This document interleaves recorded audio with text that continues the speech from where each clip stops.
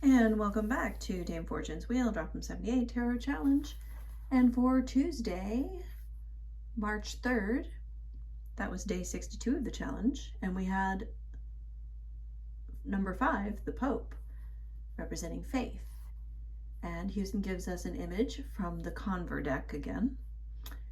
He mentions that the word Pope comes from the word Papa, which in Italian means father, and this card is also the vicar or substitute for Jesus. It frequently depicts someone holding keys, although these figures are not. But the keys are to bind and free men from spiritual consequences. And that's interesting. I've never heard that explanation for what the keys actually mean. Houston further says this card represents orthodox, organized religion, a place of worship, or a leader of a spiritual or religious group. And reversed, it can refer to dogmatism, bigotry, hypocrisy, and sanctimony. The detail I picked up for this card was just Papa's big fluffy beard, and he kind of looks like Father Christmas to me. For this day, I spent the day with my Sangha. We got together some distance away. It was quite a drive, and did a bit of a ceremony. So that was really nice to be in community with everyone.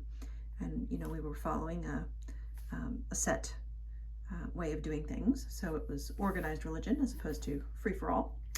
My discovery is that Waite's Hierophant, he has quite a bit to say about this card.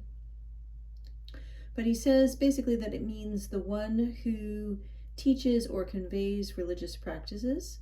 That's what the word Hierophant means. And he keeps setting this apart from the High Priestess. So he says that the Pope is making a hand gesture of esotericism. I see that just as benediction. And as opposed to the High Priestess, who does not make any hand gesture. And that the Hierophant is the ruling power of external religion, the sum of all theology, all things righteous and sacred, on the manifest or earthly side of things, grace belonging to the institution rather than to nature. And Waite says he is not religion, but an expression of it, and he cautions against a pontiff who forgets his symbolic state and acts like a god on earth. So that's a very interesting cautionary note, and one that I do appreciate. Actually, with all the religious foul play that's been happening over the centuries. So yeah, that's the Pope or the Hierophant. Let me know what you thought about that, and we'll go to the love card next. See you later.